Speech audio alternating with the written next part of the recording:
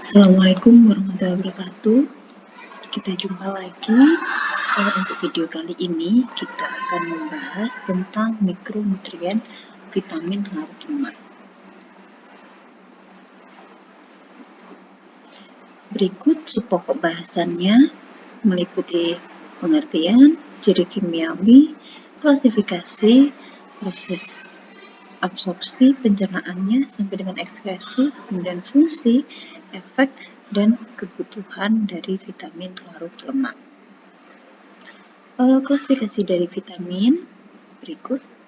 Nah, vitamin larut lemak ada 4 macam, yaitu vitamin A, vitamin D, vitamin E, dan vitamin K. Vitamin A yang pertama.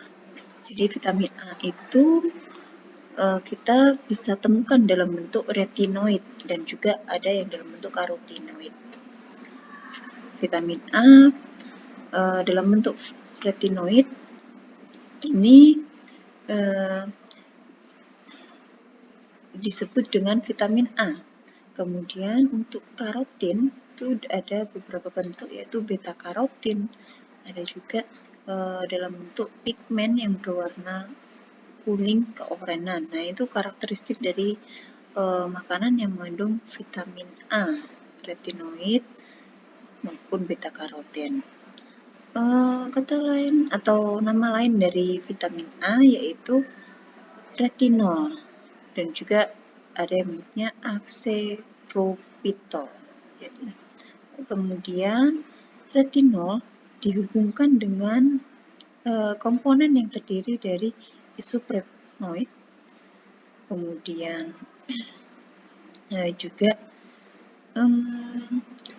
dia terjadi pada alkohol yang disebut retinol dalam bentuk alkohol, ya.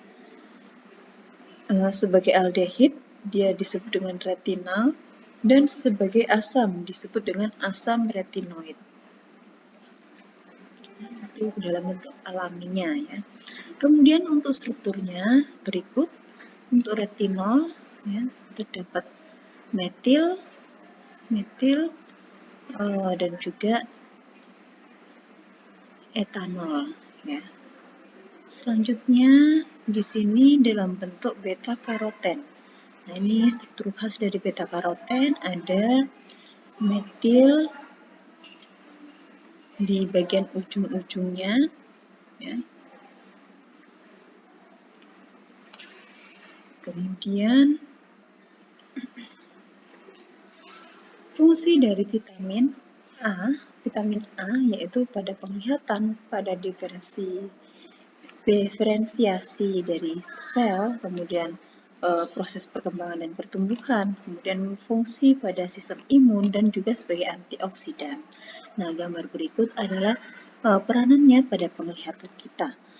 Ya, vitamin A ini dibutuhkan oleh sel kerucut yang ada di dalam retina kita untuk mengubah dari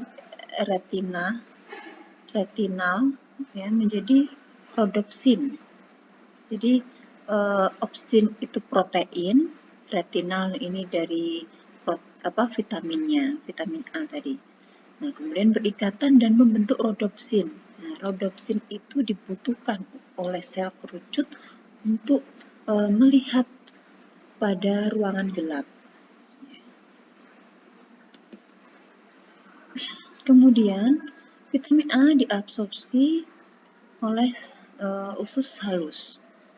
Kemudian untuk dalam bentuk provitamin itu disebut dengan karotenoid, dan juga retinol itu terlibat dalam proses enzimatik. Vitamin A itu juga sebagai ester pada retinil di dalam asam lemak.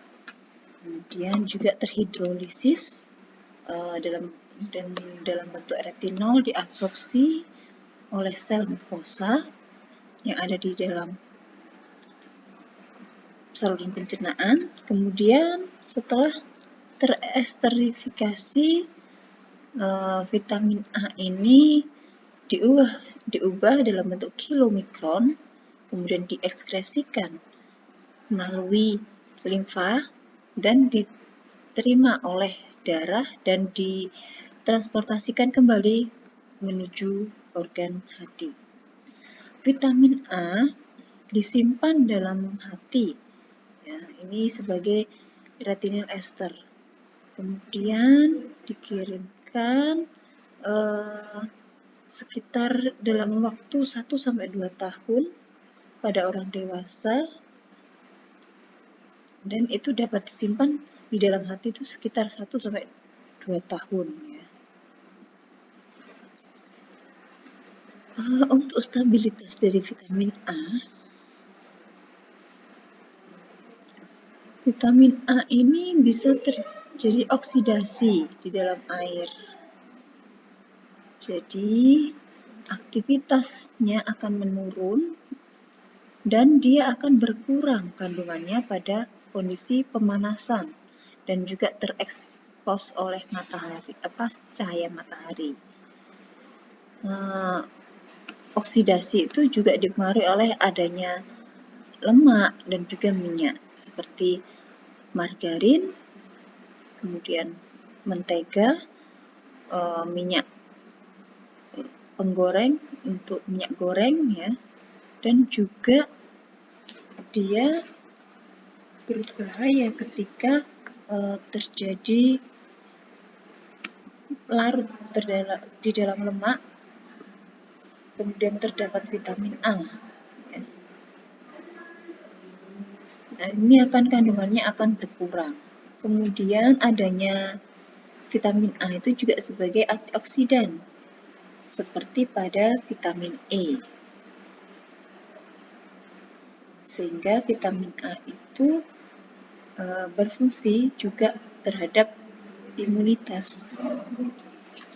Nah, interaksi vitamin A dengan zat gizi lain. Nah, untuk interaksi positifnya ini terhadap vitamin E.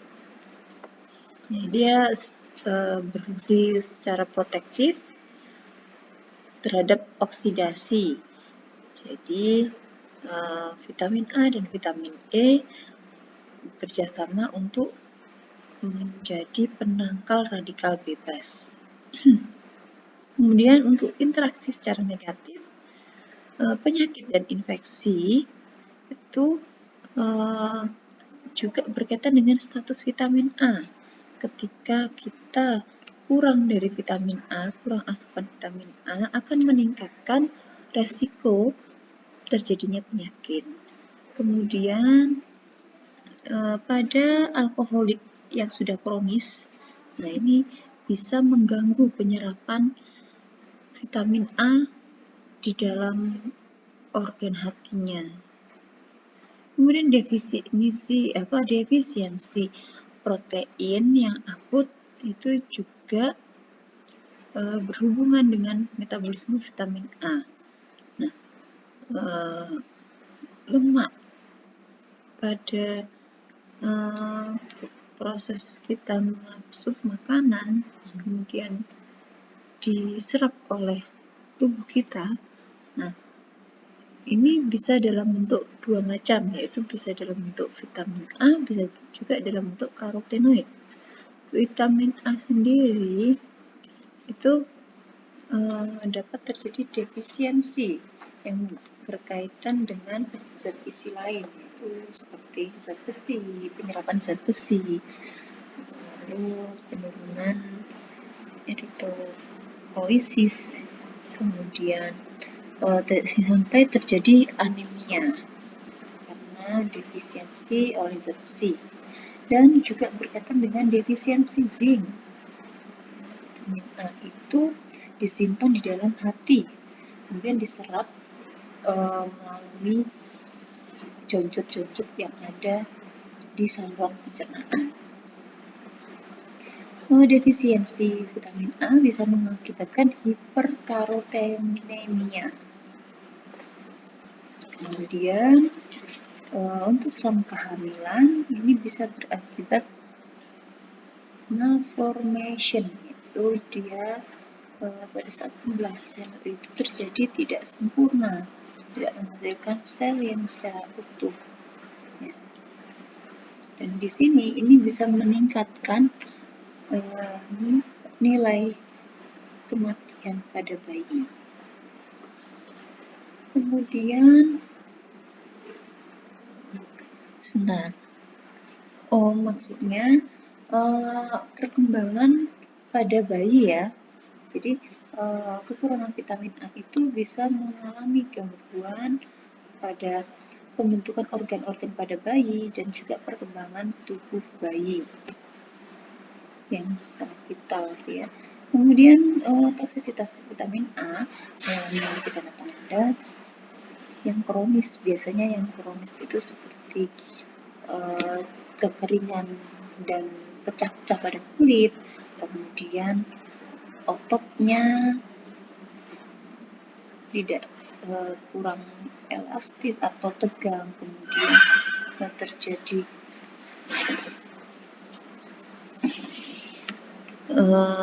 abnormal pada tulang, kemudian pada liver kita, kemudian pada kelahiran yang cacat. Dan hal ini pun juga dihubungkan dengan asupan vitamin A yang kurang adekuat, ya, tidak adekuat. Kemudian karotenoid atau yang tidak beracun atau tidak toksik ya. Nah, kemudian ini asupannya dirasa tinggi. Kemudian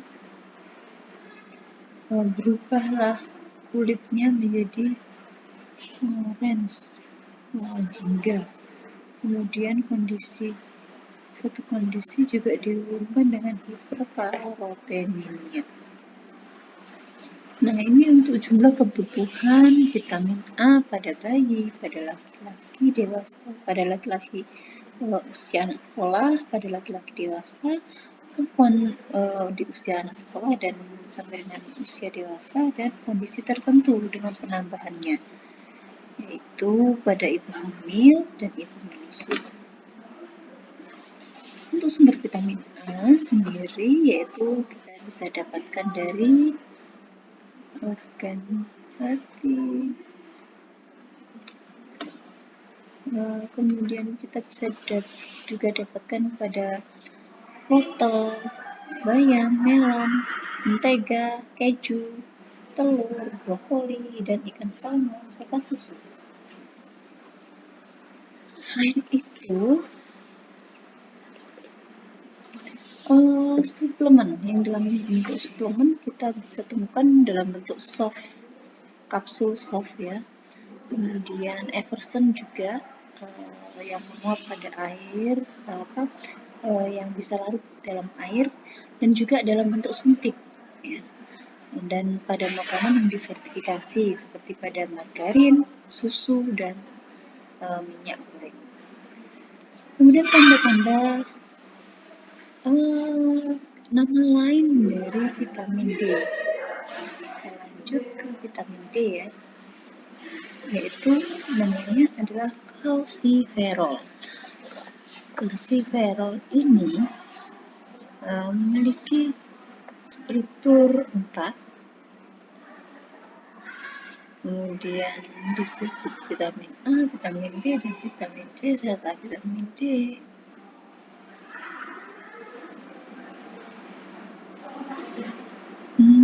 Untuk molekul vitamin D, nah ini dalam bentuk siklopentanoperidropenteren.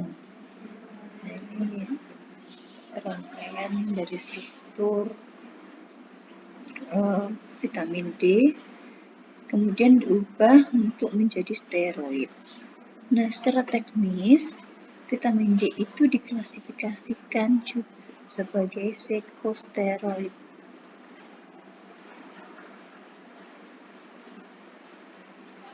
Selanjutnya, Nah, ini struktur dari vitamin D.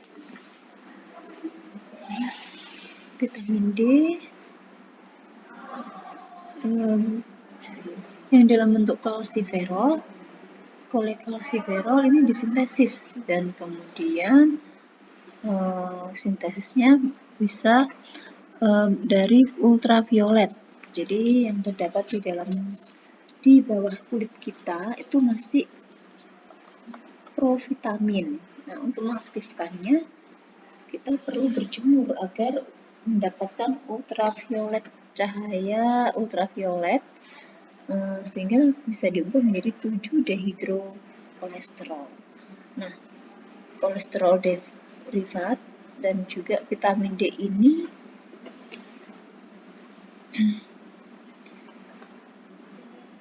ada yang tidak bisa diubah. Kemudian untuk penemuan atau faktor lain bisa dipengaruhi oleh kondisi dari geografisnya, kemudian cuacanya, polusi udara, juga kondisi paparan dari kulit seseorang dan terjadinya adanya pigmentasi pada setiap orang serta usianya. Vitamin D ini juga bisa kita dapatkan dari asupan makanan. Ya. Untuk pencernaan, penyerapan, transportasi, dan penyimpanan dari vitamin D, nah ini bisa diserap melalui usus halus. Ya, ini dengan bantuan garam 4D, kemudian dalam bentuk silomikron diabsorpsi oleh sistem limfa.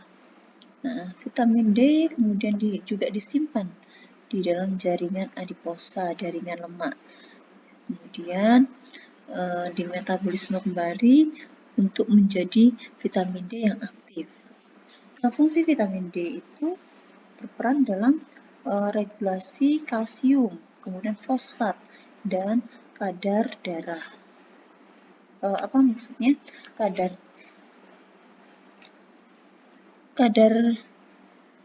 kalsium di dalam darah, kadar fosfat di dalam darah. Oke. Kemudian vitamin D itu juga membantu proses mineralisasi dari tulang dan proliferasi sel sebagai pengontrol proliferasi sel dan diferensiasi sel. Lalu juga berperan di dalam pembentukan sistem imun. Ya, dia sebagai modulasinya, sebagai yang memerintahkan terbentuknya sistem imun. Nah, ini adalah sumber makanan yang mengandung vitamin D.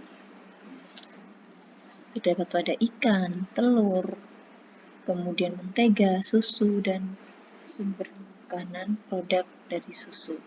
Lalu interaksi dari untuk vitamin D ini ada interaksi positif. Nah, ini kalau kita gunakan dalam bentuk suplemen untuk peningkatan, batasnya adalah 1,25. Kemudian interaksi secara negatif yang berimbas negatif ketika vitamin D ini dalam bentuk kolesterol lalu dihentikan penyerapannya oleh bantuan garam 4D, kemudian terjadi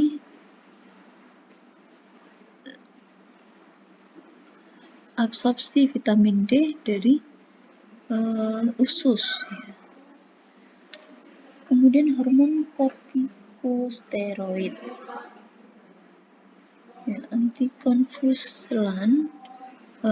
Jadi orang-orang yang mengkonsumsi antikonvulsan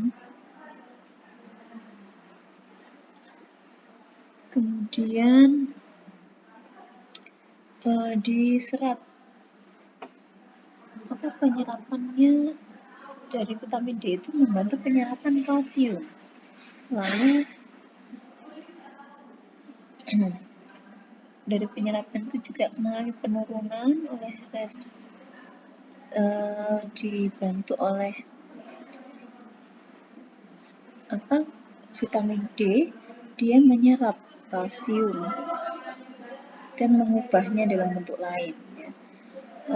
Untuk penelitian lain, penelitian pada hewan juga terdapat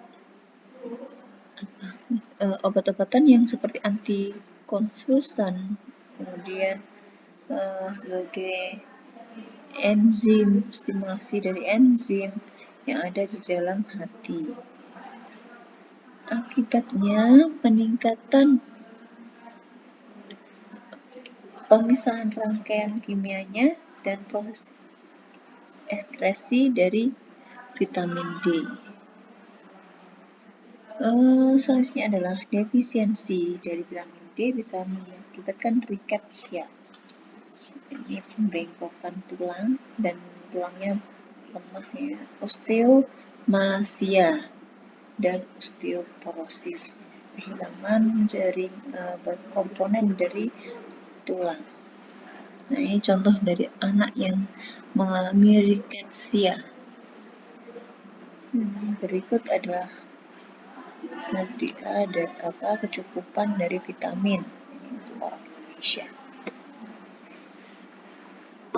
Ini tambahan untuk orang menyusui.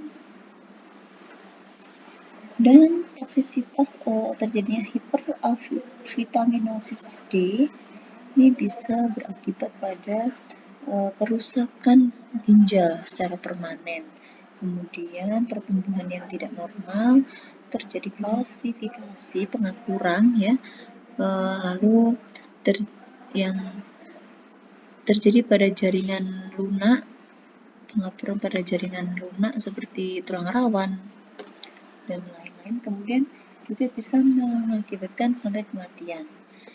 Untuk pertanda ringan terjadinya toksisitas yaitu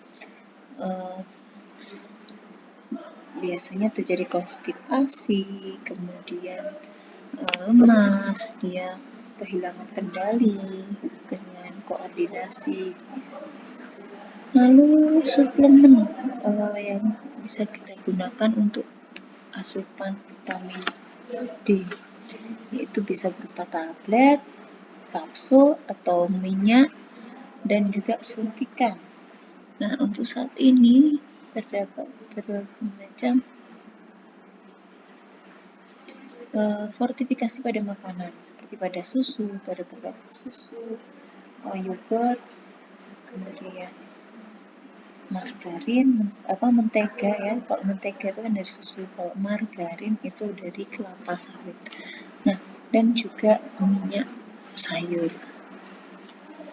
Vitamin D, nama lainnya adalah tocoferol. Komponen dari vitamin E ya, yang belum aku maksud. Nah, vitamin E itu rangkaiannya terdiri dari tocoferol dan juga ada 3 rangkaian lain dari tocotrienol. Nah, ini untuk rangkaian tocoferol.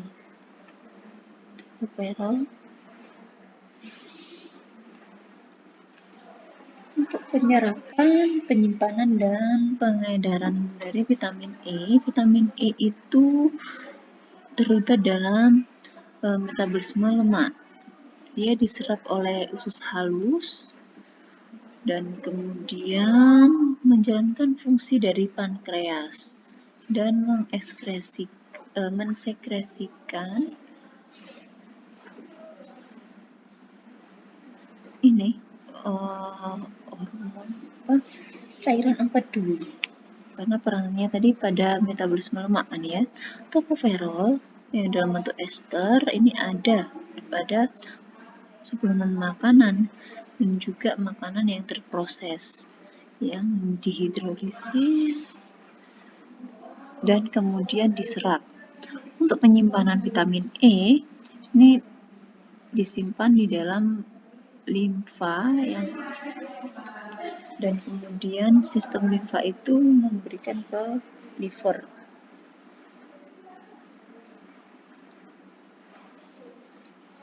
Di dalam liver, tocopherol juga digunakan untuk mentransfer protein. Ya, jadi menjadi lipoprotein. Kemudian ditransportasi menuju liver, jadi jaringan tubuh manusia. Kemudian kandungan banyak yang tinggi pada vitamin E kita bisa temukan pada jaringan adiposa, kemudian liver, dan juga jaringan otot. Vitamin E sendiri terdapat dalam plasma, liver, ginjal, dan yang lainnya. Oke. Untuk vitamin E ini bisa dipengaruhi oleh cahaya, oksigen, dan pemanasan. Maka faktor kandungan itu bisa memengaruhi keseimbangan dari vitamin E. Ya. Kemudian vitamin E dalam makanan menurun sebanyak 50% setelah 2 minggu disimpan. Ya. Ini penyimpanannya dalam suhu ruang. Kemudian proses penggorengan juga berbahaya untuk vitamin E, misalnya pada minyak sayur. Nah, untuk tocopherol asetat dan tocopherol succinat ini digunakan untuk suplemen karena mereka juga termasuk resisten untuk terjadinya oksidasi selama penyimpanan. Dan interaksi dengan zat lain, yaitu vitamin E ini bisa berkaitan dengan vitamin C dan juga beta karotin untuk mendukung suatu proses metabolisme ataupun membentuk koenzim. Dan juga vitamin E itu sebagai antioksidan, sebagai protektif. Dan juga hal yang sama, dia berhubungan dengan absorpsi selenium. Ini salah satu jenis dari mineral. Dan untuk interaksi secara negatif, ketika beberapa waktu akan menurun zat besi. Nah, vitamin E ini di dalam tubuh akan terkhususkan. Jadi dia bisa terjadi anemia pada bayi yang baru lahir. Kemudian kebutuhan pada vitamin E itu dihubungkan dengan lemak tidak jenuh. Untuk jumlah tinggi ini bisa kita temukan pada PUFA. Kemudian vitamin K juga berhubungan dengan vitamin E untuk terjadinya koagulasi darah, biasanya terjadi luka. Kemudian mediasi berbagai macam penyerapan dari zat gizi lain, contohnya kolestiramin, kolestipol, dan isoniazid. Kekurangan dari vitamin E ini memiliki tanda-tanda penurunan penyerapan atau terjadinya penyakit hati, kemudian terjadi susunan genetik yang tidak normal, kemudian protein ditransfer ke tocopherol untuk merubah protein, kemudian bayi baru lahir dan artikulasi rate. Untuk bayi terjadi defisiensi ini bisa mengakibatkan bayi prematur. Vitamin E akibat dari tanda-tanda lain, gangguan lain, misalnya gangguan neuropati, gangguan pada saraf, kemudian gangguan pada latihan otot, kemudian juga terjadi pigmented pada retina. Nah, ini kebutuhan dari vitamin E.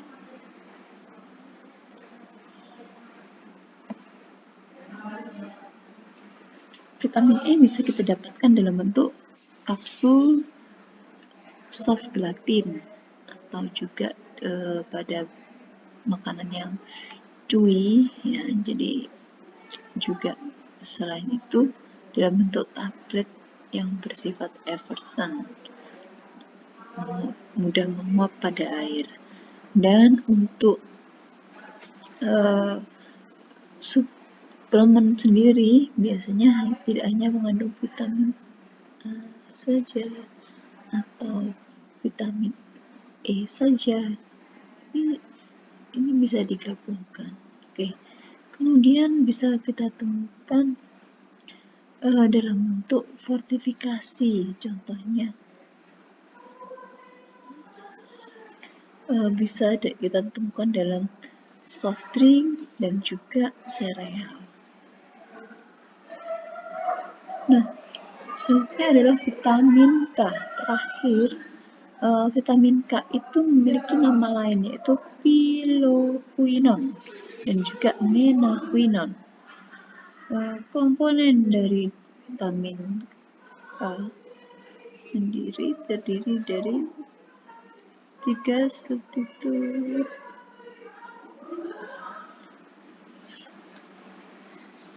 2 metil dan juga bisa dalam bentuk 4 natoquinone. Lalu juga bisa terdiri dari piloquinone dan kelompok pitil ya.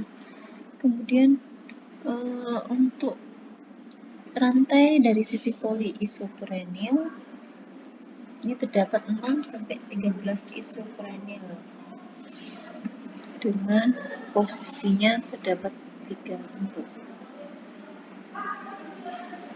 Nah, ini struktur dari vitamin K. Sama-sama masih terdiri dari metil terdapat oksigen. Kemudian dalam bentuk alami vitamin K itu ada beberapa, yaitu yang pertama K1 piloquinone. Ini bisa kita temukan pada tanaman. Kemudian K2 yang kita sebut dengan menaquinone, ini bisa kita ditemukan dalam sintesis oleh bakteri yang ada di dalam usus. Jadi bakteri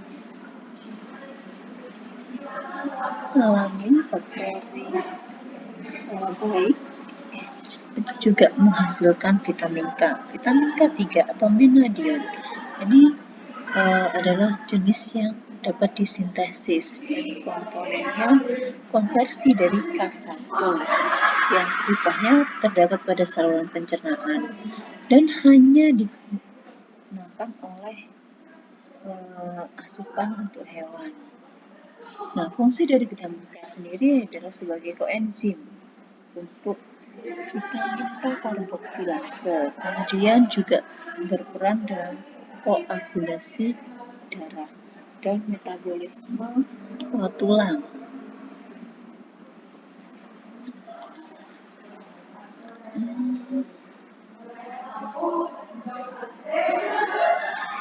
Untuk sumber makanan yang mengandung vitamin K antara lain pada daun sayur-sayuran hijau seperti bayam, brokoli, kemudian kubis, sawi, dan lain-lain. Kemudian untuk sumber lain yang juga mengandung vitamin K adalah minyak sayur, lalu oats, ya, gandum, kemudian kentang, tomat, asparagus, dan mentega. Untuk kandungan yang rendah kita bisa temukan pada daging unggas, daging babi, susu, kemudian wortel.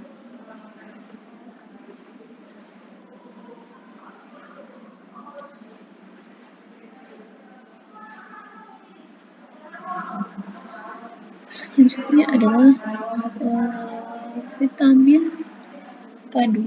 Ini kita bisa dapatkan dari bakteri floral, yaitu bakteri baik yang ada di dalam usus halus maupun sampai dengan usus besar.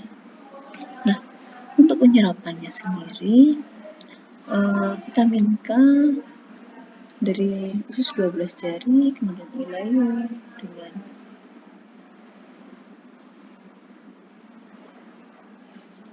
kemudian vitamin A itu disimpan di dalam hati, sekitar 10% dari bentuknya piloquinose dan 90% berbentuk menaquinone. Di sini juga dihubungkan dengan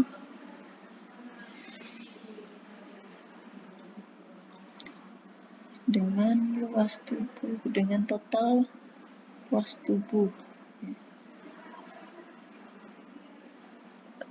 Vitamin K itu jumlahnya meningkat atau menurun di dalam liver. Kemudian untuk perombakan dari vitamin A di dalam tubuh, ini prosesnya disebut dengan vitamin K cycle. Kemudian vitamin ini juga berfungsi sebagai G-karboxylation untuk banyak protein. Absorpsi, meskipun karena terdiri dari menaquinone, tapi ketika telah disintesis, yang mensintesis adalah bakteri yang ada di usus. Kemudian absorpsinya dalam bentuk menaquinone dan berkontribusi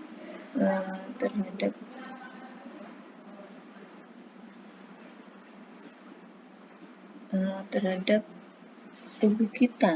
Jadi tubuh kita itu memiliki kebutuhan untuk dipenuhi vitamin K-nya. Oke. Untuk stabilitas dari vitamin K, ini komponen vitamin K itu dia bersifat stabil walaupun dalam kondisi dipanaskan, kemudian direduksi.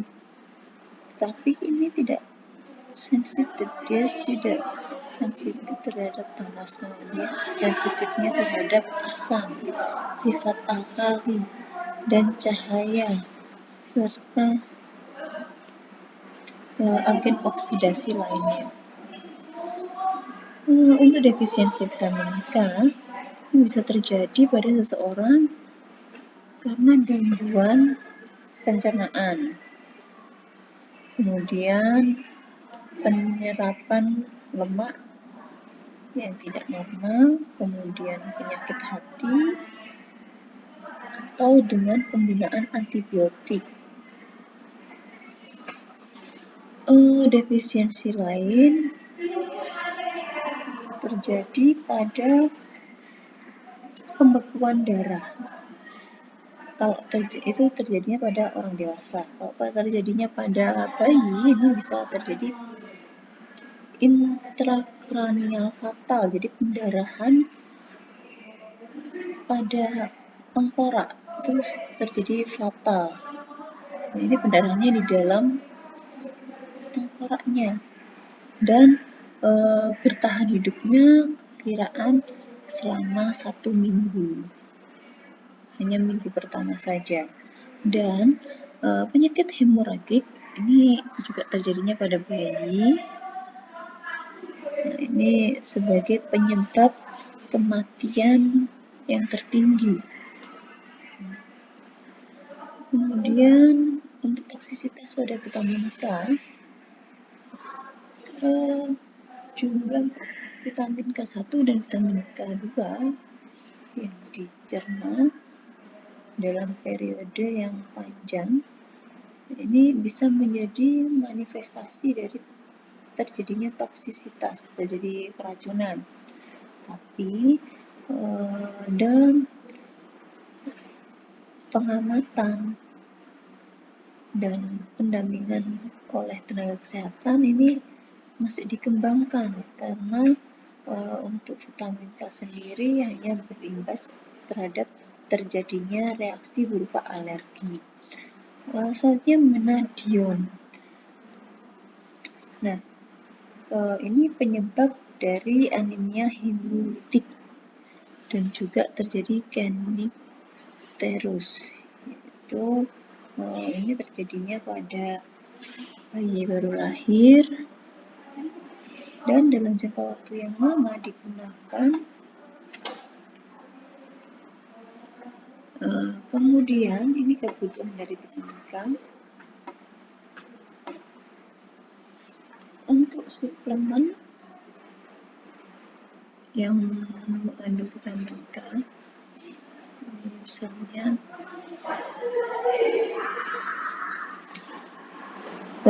untuk suplemen sendiri dalam bentuk kapsul dan juga multivitamin. Selanjutnya pada bayi, nah ini dalam bentuk produk formula dan juga pada minum-minuman dan cookies. Nah, itu difortifikasi dengan vitamin K. Nah, dalam bentuk menadion ini ada yang dalam bentuk garam. Lalu juga kita dapat temukan pada hewan ternak. Baik, sekian untuk materi tentang vitamin larut lemak. Saya akhiri, terima kasih. Di pertemuan selanjutnya kita akan membahas tentang mineral. Wassalamualaikum warahmatullahi wabarakatuh.